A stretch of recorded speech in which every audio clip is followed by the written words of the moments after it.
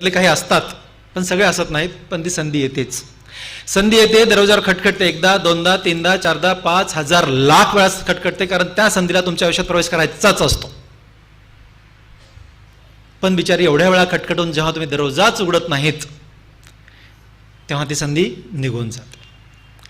तेव्हा ती संधी जेव्हा निघून जाते ना, ही काल्पनिक गोष्ट आहे. काल्पनिक गोष्ट आहे. तुम्हाला जाग येते आणि जाग आल्यास कळतं की जे कुणी खटखटत होतं, जे कुणी खटखटत होतं ती संधी होती. हे तुम्हाला कळतं. हे तुम्हाला कळतं. पण मित्रांनो, तुम्हाला सांगू का, जी संधी त्या क्षणाला आलेली असते त्याची एवढी चांगली संधी पण आयुष्यात मिळू शकत नाही. एकदा जर संधीनं पाठ फिरवलं तर तीच संधी पुन्हा तुमच्या आयुष्यात येऊ शकत नाही. कळतं मी काय म्हटलं तर? पुन्हा ती आयुष्यात येऊ शकत नाही. मी ही गोष्ट का सांगितली? ही आहे संधीची गोष्ट. का सांगितली? कारण जशाच तशी गोष्ट मला का आवडते माहीत आहे? या संधीच्या गोष्टीमुळे मी गरीब गरीब गरीब आणि गरीब, एवढ्या वेळा गरीब का म्हटलं तेही सांगेन. एवढ्या गरीब शेतकऱ्याचा Vitthal plastic surgeon doctor Vitthal Rane झाला. ह्या त्या सगळ्या गोष्टीला ही संधीची गोष्ट कारणीभूत आहे. म्हणून मी गोष्ट सगळ्या मुद्द्यांना मुद्दाम सांगत असतो. कशी कारणीभूत?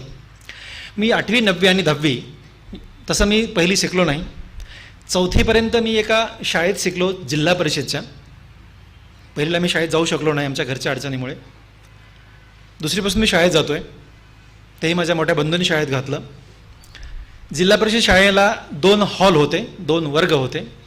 एका वर्गात टीचरसाठी जागा होती आणि दुसऱ्या वर्गामध्ये एक कोपऱ्याला पहिली, दुसरी, तिसरी आणि चौथी, 4 कोपऱ्याला 4 वर्ग होते आमचे. 4थीचा वर्ग एका कोपऱ्यात, दुसरीचा वर्ग एका कोपऱ्यात, तिसरीचा एका, पहिलीचा एकावर. अशा शाळेमध्ये माझी 4थी झाली. आणि त्याच गावामध्ये, म्हणजे माझ्या प्रॉपर गावामध्ये, लातूर जिल्ह्यामध्येच माझं गाव आहे, माकेगाव नावाचं, त्या गावामध्ये आमची 10वी झाली. त्या गावामध्ये कामधेनू विद्यालय माकेगाव या नावाचं एक विद्यालय होतं, 5वी ते 10वी. त्या विद्यालयामध्ये माझी 10वी झाली. मी तुम्हाला सांगत होतो, 8वी 9वी 10वीला मी त्या गावात शिकत होतो. सकाळी शाळा आमची असायची 10 वाजता, शाळा सुटायची 4:30 वाजता. तर सकाळी ना आमचं शेत आमच्या घरापासून 1 किलोमीटर अंतरावरती आहे. सकाळची शाळेच्या अगोदर आम्ही सकाळी शेतात जायचो. 9पर्यंत काम करायचो. जाताना एक धडा वाचून व्हायचा. 9 वाजता शेतातलं काम संपून परत यायचो. येताना एक धडा वाचून व्हायचा. संध्याकाळी 4:30ला शाळा संपली, पुन्हा शेतात जायचो, पुन्हा एक धडा वाचून व्हायचा. येताना अंधार पडलेला असायचा. दररोज 3 धडे वाचून व्हायचे, दररोज. पण घरी आल्यानंतर अभ्यास करायला काहीच नसायचं. मला सोडायचं शाळेत जायचं आहे आणि आता होमवर्क नाही करायचं, बाकीचा अभ्यास नाही करायचा, मग शाळेत जायचं कशाला? असं ना, म्हणजे आतून इतका त्रास व्हायचा. बरं, अडचण अशी होती, आमच्या गावात लाईट नव्हती. घरी लाईट असायचा प्रश्नच नाही आहे. बरं, त्याच्या पुढची अडचण अशी होती की आम्ही एवढे गरीब होतो मित्र, आम्ही एवढे गरीब होतो की कंदिलाला किंवा चिमणीला महिनाभर रॉकेल मिळेल एवढे पण पैसे आमच्याकडे नव्हते. आणि अभ्यास तर करायचा. बरं, मी बऱ्यापैकी मोठा होतो. मायनानं जर म्हणाला असतो की अण्णा मला रॉकेल पाहिजे कंदिलाला अभ्यास करण्यासाठी, वडिलांना खूप वाईट वाटलं असतं, माईला खूप वाईट वाटलं असतं. त्यांना दुखवायचं नाही हे पक्क ठरवलं होतं. नाही म्हणजे नाही, काय हो. आणि हे डोक्यामध्ये विचार सुरू असताना काय ट्यूबलाईट पेटली मला माहीत नाही. माझ्या वर्गात एक मित्र होता सावकाराचा. माझ्या वर्गात एक सावकाराचा मुलगा होता. तुम्हाला सावकार कळतं? सावकार म्हणजे ना, खेड्यागावामध्ये एक मोठा माणूस असतो, त्याच्याकडे जरा 4 पैसे असतात. त्यांच्याकडे एक दुकान होतं, किराणा दुकान होतं. आणि मला हे माहीत होतं, ह्या किराणा दुकानामध्ये किराणाबरोबरच रॉकेल पण मिळतं हे मला माहीत होतं. हे डोक्यात ठेवून मी त्याच्या मुलाला, भारत त्याचं नाव आहे, भारतला जाऊन भेटलो. भारतला म्हटलं, भारत आपण दोघं एकत्र अभ्यास करू. भारत, हो विठ्ठल करू अभ्यास. तो हो म्हटला. भारत तिथंच सोडला आणि पळत दुकानात गेलो. दुकानात भारतचे वडील भेटले होते, नागांना. नागांनाकडे गेलो, नागांनासमोर बसलो. नागांनाला म्हटलं, नागांना काय विठ्ठल, मी आणि भारत एकत्र अभ्यास करतो. नागांना, हो मुलांना करा अभ्यास.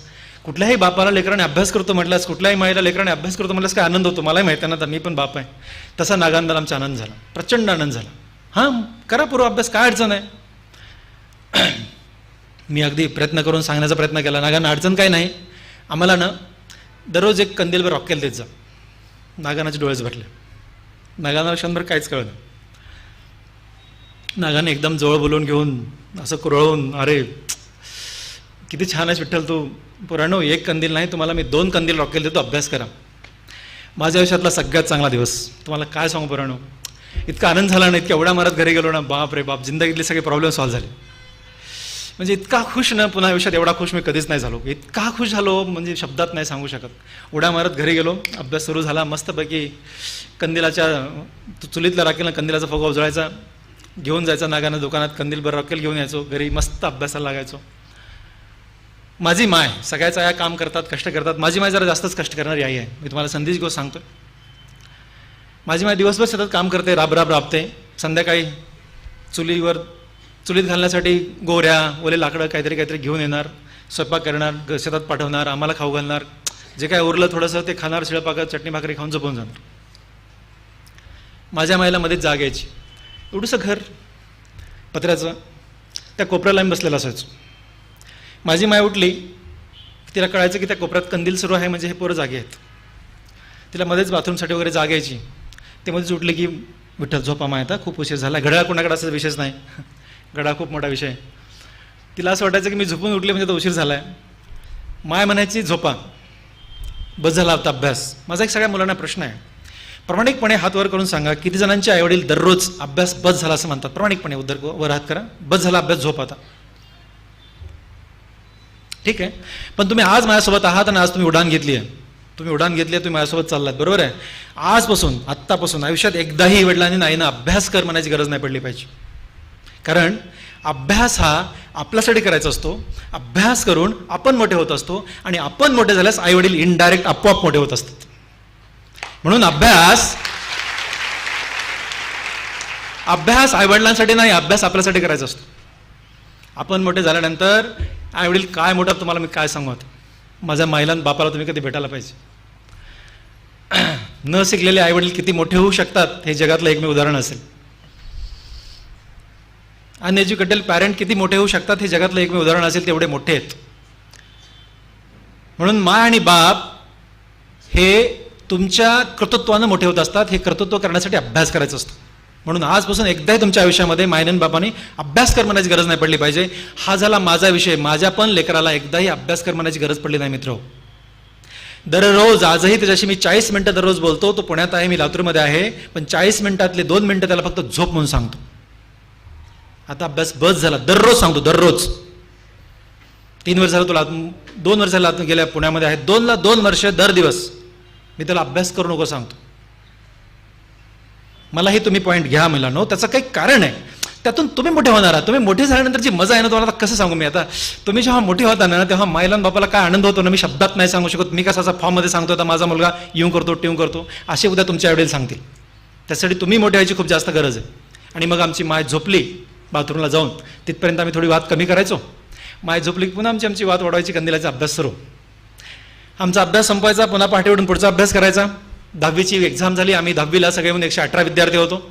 आमच्या गावात सेंटर नव्हतं. लातूर जिल्ह्यात एक चापोली नावाचं गाव आहे छोटं, त्या गावामध्ये आमचं सेंटर होतं. गाव फारच छोटं, सेंटर असेच काहीच कारण नाही आहे. त्या गावामध्ये आमची 10वीची एक्झाम झाली. 118 विद्यार्थी आम्ही 10वीला होतो. त्यात प्रॉपर माझ्या माकेगावचे आम्ही 10 जण होतो. मी 10वा, दुसरे 9 असे 10 जण आम्ही माकेगावचे प्रॉपर त्या शाळेमध्ये होतो. 13 गावचे मुलं त्या शाळेत येत होती. 10वीची एक्झाम झाली आणि माकेगावच्या 10 जणांपैकी 9 जण नापास झाले. 9 जण नापास झाले. एकच पास झाला, ती सांगायची गरज नाही, तो मी पास झालो. मी नुसता पास नाही मित्र, माझ्या केंद्रात मी पहिला आलो. आणि तेव्हा एक आयुष्यात आणखी एक चांगली घटना घडली. माझी 10वी झाली तेव्हा पद्मश्री डॉक्टर तात्याराव लहाणे हा माझा मोठा भाऊ, तेव्हा त्यांचं MS ऑप्थॅल्मॉलॉजी डोळ्याचा विभाग पूर्ण झाला आणि ते अंबेजोगाईला लेक्चर म्हणून जॉईन झाले. एक वेगळा टर्न आमच्या फॅमिलीला, कुटुंबाला बसला. आणि दादाने ठरवलं की विठ्ठल हुशार आहे, त्याला आता शाहू कॉलेजमध्ये घालायचं. आणि म्हणून मी 11वी-12वीमध्ये शाहूमध्ये राहिलो. मी मुद्दाम तुम्हाला सांगतोय की संधीची गोष्ट कशी कामाला आली. 11वी-12वीमध्ये घासून घासून कळतंय मी हुशार नाही आहे म्हणून घासून. आता लेकर फार हुशार आहे तो सर, एकदा वाचल्याला पाठ होतं, आपल्याला एकदा वाचल्यास पाठ होत नाही, प्रामाणिकपणे सांग. घासून मेरिट आलो. तेव्हा ना 150 मुलं, मराठवाड्यामध्ये 150 मुलं, 8 जिल्ह्यात फक्त 150 मुलं मेडिकल लागायचे. एकही प्रायव्हेट मेडिकल कॉलेज नव्हतं. त्या 150मध्ये मी होतो. आणि गव्हर्नमेंट मेडिकल कॉलेज औरंगाबादमध्ये माझा नंबर लागला. पण तेव्हा दादा अंबेजोगाईत होते आणि आमचा अख्खा कुटुंबाचा गाडा ह्या एकाच माणसाच्या पगारावर चालत होता सर्वच. त्याच्यामुळे दादाने ठरवलं की तेव्हा 2 बहिणी पण माझ्यासोबत होत्या शिकायला, की सगळेच लेकर एकत्र शिकावे, थोडा खर्च कमी होईल म्हणून दादाने ट्रान्सफर करून अंबेजोगाईला घेतला. मी अंबेजोगाईमध्ये जॉईन झालो MBBSला. आणि अंबेजोगाईमध्ये आम्ही फर्स्ट इयर संपलं. त्यातली 50 मुलं अंबेजोगाईला फक्त, त्यातली 20 नापास झाले, 30च राहिले. त्या 30मध्ये मी होतो. आणि पुन्हा काय असतं माहिती आहे का, सेकंड इयर नंतर बॅच पडतात.